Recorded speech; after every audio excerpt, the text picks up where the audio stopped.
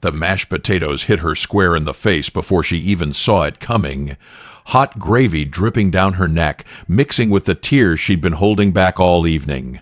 And there he sat, her husband, not even 3 feet away, fork still in his hand, watching his cousin Destiny laugh like this was the funniest thing she'd ever seen. He didn't move, didn't say a word, just sat there like a statue while his family turned the woman carrying his child into their personal entertainment.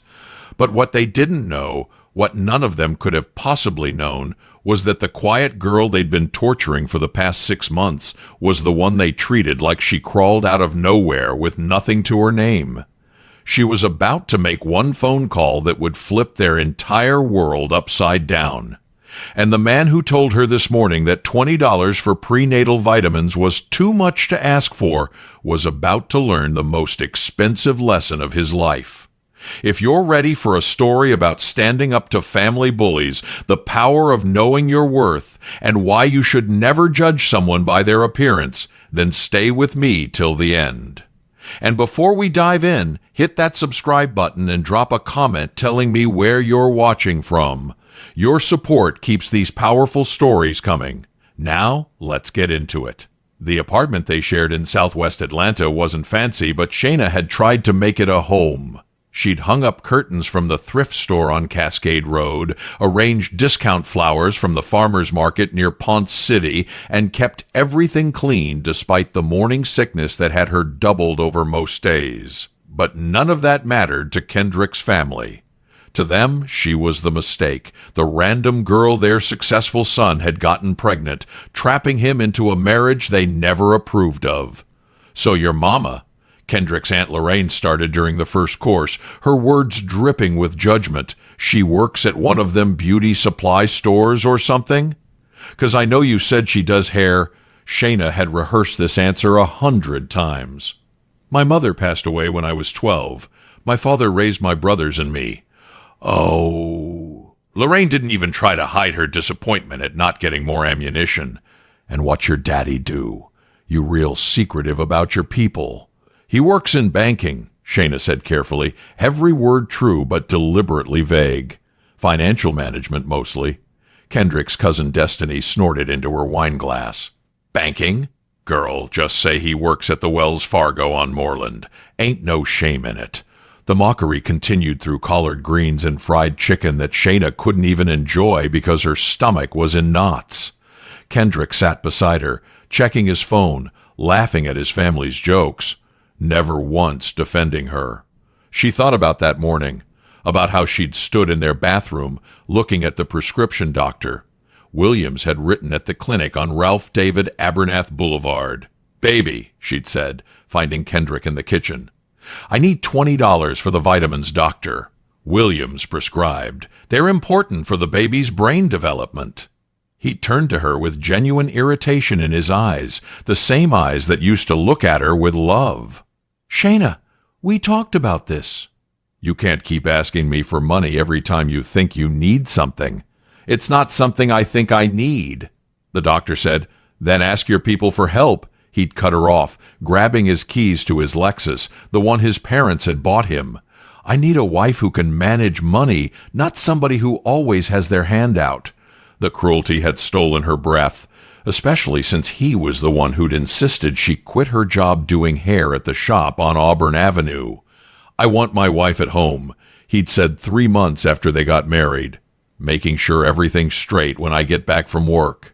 Without her income from the salon, without access to their joint account beyond the little bit he gave her for groceries, she'd been exactly where he wanted her, dependent, powerless, and broke. Now here she sat at his family's Sunday dinner in their house in Cascade Heights, food literally dripping off her face, while they all looked at her like she was nothing. Destiny was still laughing, her acrylics gleaming as she took another sip of wine. "Girl can't even dodge." "Kendrick, baby cousin, your wife got slow reflexes or something?" "How is she going to watch a baby when she can't even watch for flying food?" Kendrick's mama, Beverly, cleared her throat pointedly. "Shayna, baby, you might want to go clean yourself up in the powder room." The guest one, not the main bathroom. The distinction was deliberate. A reminder that even in this moment she wasn't good enough for the main facilities. Shayna didn't move. Her phone was already in her hand, her thumb already scrolling to the contact she'd saved 2 years ago. Daddy, emergency only. When she told her father she wanted to marry Kendrick without telling him who her family was, he'd been skeptical. "Baby girl," he'd said, his reading glasses perched on his nose in his office downtown. "The day you need me, and I mean really need me, you call. Don't care what time, don't care what's happening. Promise me." She'd promised, never imagining she'd be sitting at a dinner table with food in her hair, pregnant and humiliated, finally ready to make that call. But here's the thing they didn't know, the thing that was about to change everything. Her thumb hovered over the call button. "Oh my God, she's on her phone," Destiny announced, delighted. "Kendrick, your wife just sat there with mashed potatoes on her face and pulled out her phone. Is this really who you want raising your son?" The word "your son" hit different. Like this baby belonged to Kendrick's family more than to her. Like she was just the incubator they were stuck with. Beverly nodded, her lips pursed. "A woman who can't handle a little family teasing ain't gonna make it in this family, Kendrick. You still got options, baby. You ain't even signed the birth certificate yet." Kendrick opened his mouth, and for one heartbreaking second, Shayna thought he might defend her.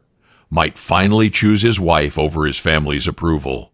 "Shayna," he said quietly, like he was talking to a child acting out in church, "maybe you should go handle that. You're making everybody uncomfortable." She was making them uncomfortable. Not Destiny, who'd assaulted a pregnant woman.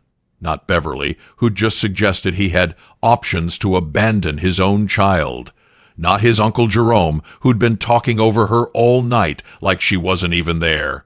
Her. For sitting there with gravy in her hair and refusing to run away crying. The decision crystallized right then. Clear as the Georgia sky on a summer morning. Shayna pressed call. The phone rang once, twice. Then her father's voice filled her ear, immediate concern in every syllable because he'd never heard from this number before. "Shayna? Baby girl, what's wrong?" 3 words, and she heard everything missing from her marriage. No questions about whether she was overreacting. No suggestions to calm down. Just instant unconditional love and protection. "Daddy," she said, her voice steady despite the chaos in her chest, "I need you to freeze some accounts for me." Comment below if you think she's doing the right thing. And don't forget to subscribe. This story is about to get wild. Kendrick's face changed from confusion to something close to fear. "Shayna, who are you calling? What are you talking about?" Her father's voice sharpened with focus. "Whose accounts, baby? Give me names. Kendrick Morris, Beverly Morris, Jerome Morris, Destiny Morris."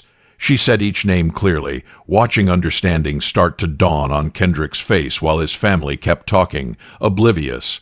Morris Construction and Development. Morris Property Holdings. The whole family trusts. Everything. "Consider it done," her father said immediately. "The quarterly review was already scheduled. I can flag everything for enhanced compliance verification. They'll be frozen in the next hour. But Shayna, talk to me. What happened?" Jerome's phone buzzed first, then Beverly's, then Destiny's, then Kendrick's, all within 30 seconds of each other. They glanced at their screens with the casual entitlement of people who'd never faced real consequences. Then their expressions changed as they read identical messages from SunTrust Commercial Banking, the institution that held every mortgage, every business line of credit, every asset their empire was built on. "There must be some mistake," Jerome said, standing so fast his chair scraped against the hardwood. "It's saying all our accounts are under investigation. All of them. This can't be right. We just had our compliance review." "Daddy," Shayna said, her eyes locked on Kendrick's face as horror and understanding battled for dominance. "I need you to know that your grandson almost didn't get the vitamins he needs because his father told me this morning that $20 was too much to spend on prenatal care." The silence that followed was deafening. Her father had 4 grandchildren from Shayna's 2 older brothers, and he'd given them everything from private school tuition to their first cars. but he'd never had a son-in-law stupid enough to deny his own child basic medical care. $20? Her father repeated, his voice dangerously quiet. He denied you $20. While wearing a Rolex, Shayna added. And his cousin just threw hot food at me during dinner. At my face, Daddy, while I'm pregnant, while they all watched and laughed. Jesus Christ, Shayna. Her father's anger was palpable even through the phone. The accounts are frozen, all of them. And baby girl, I'm ordering a full audit. If there's anything questionable in their finances, and trust me, there's always something questionable, I'll find every last bit of it. Beverly's wineglass slipped from her fingers, red liquid spreading across the white tablecloth like blood. Destiny's laughter died in her throat. Jerome's face went from brown to ashen, and Kendrick just stood there, his whole world visibly crumbling. "Shayna," Beverly managed, her voice shaking, "who are you talking to?" Shayna set her phone on the table, screen up, letting them all see the contact information glowing there. Thomas Patterson, Sr., Vice President and Regional Director, SunTrust Commercial Banking. "My father," she said simply, "Thomas Patterson, also known as the man who personally oversees every commercial account in the Southeast region, also known as the man whose daughter you've spent 6 months treating like garbage," she stepped in. "Drop a like if you're here for this energy. Where are y'all watching from? Hit that subscribe button if you haven't yet to do so." The room erupted into chaos. "This is illegal," Destiny shrieked. "You can't just freeze people's accounts because your feelings got hurt. That's not how banking works." "Actually," Shayna said, standing slowly and feeling her baby shift inside her, "when accounts are flagged during routine compliance reviews, the bank has not only the right but the legal obligation to freeze assets pending investigation. It's completely standard when someone with authority, say, the daughter of a senior executive, raises concerns about account holder conduct that might indicate character issues relevant to lending risk assessment. She'd learned the language working summers at her father's office before she decided to pursue cosmetology instead of finance." Beverly found her voice trying to sound authoritative despite the panic in her eyes. "Shayna, baby, I think we all got off on the wrong foot tonight. Why don't we just—" "The wrong foot," Shayna interrupted, her voice calm but sharp as broken glass. "The wrong foot was 6 months ago when y'all made it clear I wasn't good enough. Tonight was an assault. There's a difference." She walked toward the door, past the table where they'd tried to break her, past the crystal chandelier Beverly was always bragging came from an estate sale in Buckhead, past the life she'd tried to build with a man who chose his family's cruelty over basic human decency. "Shayna, wait," Kendrick called, following her. "We can fix this. I'll talk to them. I'll make it right. Just please, please call your father back. Tell him to unfreeze everything." She turned at the door, one hand on the frame, one hand on her belly. "You had your chance to make things right this morning when I asked for $20 for vitamins. You had another chance tonight when Destiny threw food at your pregnant wife. You've had 6 months of chances, Kendrick. This is what happens when you run out. Comment if you think Kendrick deserves this. The story gets even crazier. Keep watching." The call started before Shayna even made it to her car. Kendrick's number lit up her phone 7 times in 3 minutes. She let every single one go to voicemail as she sat in her Honda Accord, the little hoopty Kendrick's family loved to mock, and watched the notifications pile up like digital desperation. "Kendrick, 9:15 p.m. Answer your phone. This is serious." "Kendrick, 9:16 p.m. My father's payroll account is frozen. We have 50 employees who won't get paid on Friday." "Kendrick, 9:18 p.m. You're being childish. Whatever happened tonight, we can talk about it like adults." "Kendrick, 9:22 p.m. My mama is having chest pains. You happy now?" The progression was textbook. Demands, blame, guilt. She'd seen this pattern before in smaller arguments. The way Kendrick twisted everything until somehow his failures became her overreactions. Her father called at 9:25 p.m. "Baby girl, I got 4 different lawyers calling me right now claiming to represent the Morris family. You want me to take their calls, or should I let them panic a little longer?" Despite everything, Shayna felt herself smile. Let them panic. They earned it. They earned a lot more than panic, her father said grimly. The preliminary audit is already showing some interesting things. Your father-in-law has been claiming personal expenses as business write-offs. The construction company's been underpaying subcontractors and tying them up in arbitration when they complain. Your cousin-in-law has 3 maxed-out credit cards, all backed by the family trust. And Kendrick, he paused, and Shayna's stomach dropped. What about Kendrick? Baby girl, he's been withdrawing cash from y'all's joint account. Small amounts, nothing that would trigger alerts, but consistent. 200 here, 300 there. Over the past 6 months, it adds up to about $16,000. The number hit her like a physical blow. $16,000, while he'd refused her 20 for vitamins. While he'd lectured her about financial responsibility, while he'd made her feel like she was the one who couldn't manage money. Where'd it go? She asked, though part of her already knew the answer would hurt. Hotels, restaurants, high-end bars in Midtown. Her father's voice was gentle but honest. I'm sorry, sweetheart. The timestamps and locations suggest he's been cheating. Hit subscribe if you're as shocked as I was. Drop in the comments what you would do in Shayna's position. Shayna sat in that car for a full 10 minutes, processing everything. The affair, the stolen money, the systematic campaign to make her leave so he could play victim. Then Kendrick video called. She answered out of pure curiosity and found herself looking at complete chaos. Kendrick's face filled the screen, but behind him she could see Beverly pacing frantically, Jerome on 2 phones at once, and Destiny actually crying, mascara running down her face in dark streaks. Shayna, please, Kendrick begged. Please just tell your father this was a misunderstanding. We have employees depending on us. We have contracts that'll default. We have a wife you denied $20 for prenatal vitamins. Shayna cut him off, her voice eerily calm. A cousin who assaulted me. Parents who spent 6 months trying to convince you I wasn't good enough. What you don't have is the right to ask for mercy you never showed. I'll do anything, Kendrick said, desperation bleeding through every word. Counseling, therapy, whatever you want. I'll cut them off completely if that's what you need. Just please, don't you dare beg her, Beverly shouted in the background. We have rights. We have lawyers. She can't just, yes, she can, Mama. Kendrick snapped, the first time Shayna had ever heard him contradict Beverly.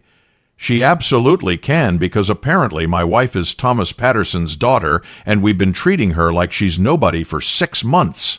So yes, I'm begging. Shayna felt something shift in her chest. Not forgiveness, but recognition that Kendrick was finally seeing clearly. I'll call you tomorrow, she said quietly. After you've had time to think about what kind of man denies his pregnant wife money for vitamins, but spends $16,000 on hotels with somebody else. After your family has had time to think about whether throwing food at people deserves mercy. After y'all really, truly understand what you've done. She ended the call and drove to her father's house in Druid Hills, where she'd grown up, where she'd been loved unconditionally, where she'd forgotten what it felt like to be safe. If you're invested in this story, make sure you're subscribed. Where is everybody watching from? Drop your city in the comments. Shayna woke up in her childhood bedroom, surrounded by memories of simpler times. Her father had insisted she stay, had made up her old room himself with fresh sheets that smelled like home. Her phone showed 52 missed calls, 23 voicemails, and 71 text messages. Destiny, 11:47 p.m. I'm sorry, I'm so sorry. Please call me Beverly, 12:15 a.m. Shayna, we need to discuss this as adults. I'm certain we can reach an understanding, Jerome, 1:34 a.m.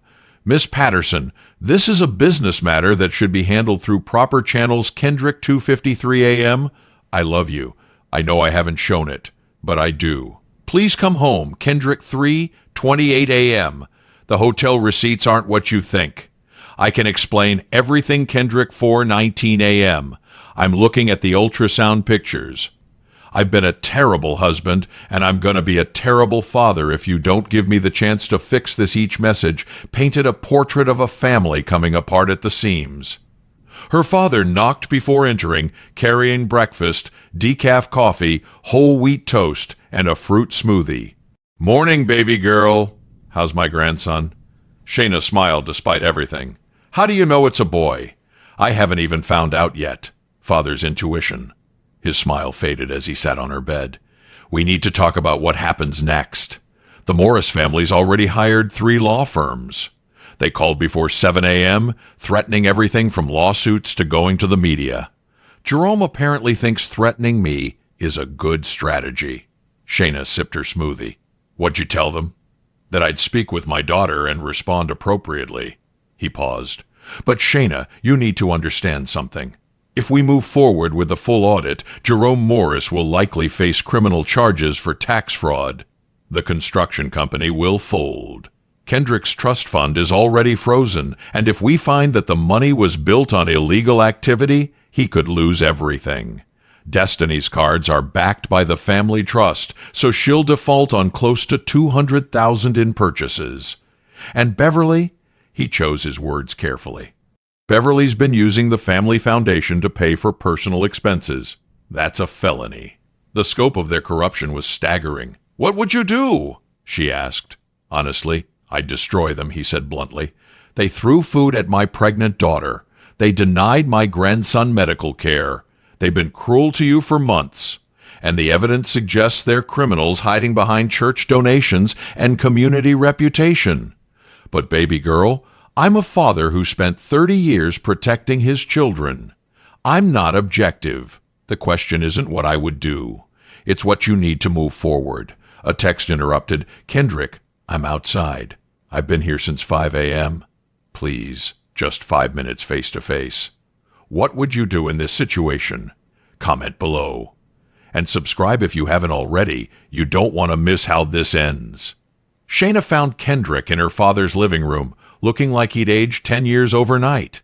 His clothes were wrinkled, his eyes were red, and his usual confidence had been replaced by raw fear. "I'm going to tell you what's going to happen," Shayna said before he could speak, "and you're going to listen without interrupting." "Can you do that?" Kendrick nodded frantically.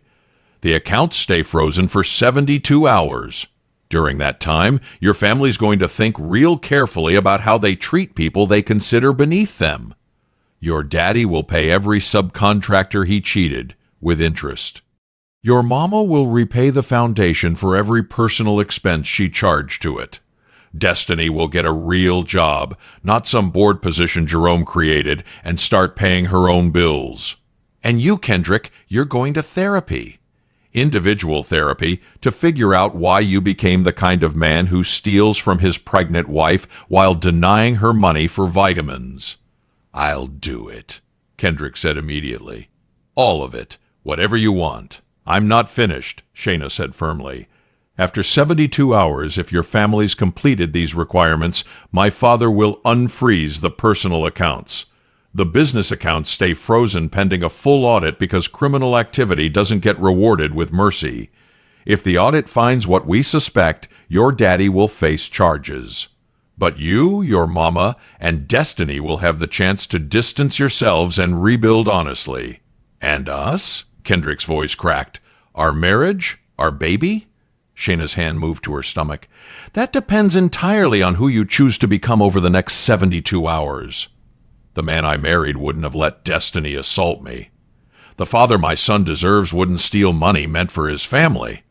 If you can find that person or maybe become him for the first time, then maybe we can talk about whether there's something worth saving." She paused, making sure he understood every word. "But Kendrick, I need you to understand something clearly. I don't need you. I don't need your family's name or their money or their approval. What I need is a partner who'll stand beside me when things get hard, who'll defend me even against his own family, who'll put our child first. I can be that person," Kendrick said, tears streaming down his face.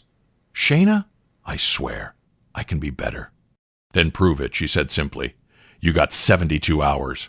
3 days later, Kendrick called with an update, Every subcontractor paid, Beverly had written a check to the foundation, Destiny had applied to 43 jobs, and he'd attended his first therapy session. 3 months later, after consistent change and genuine effort, Shayna cautiously agreed to couples counseling.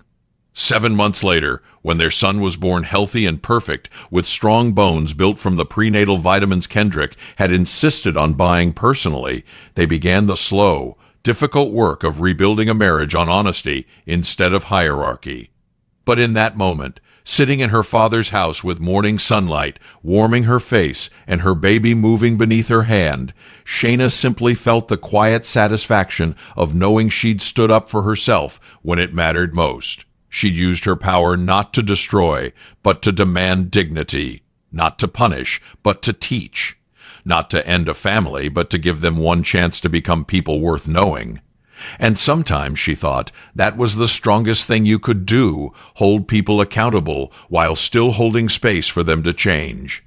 If this story moved you, hit that like button and subscribe for more powerful stories about standing up for yourself, knowing your worth, and demanding the respect you deserve. Drop in the comments what lesson resonated most with you and what you would have done if you were Shayna. Your engagement helps these stories reach more people who need to hear them. Until next time, remember, never let anyone make you feel small, especially when you're carrying something as precious as new life. Peace and blessings, y'all.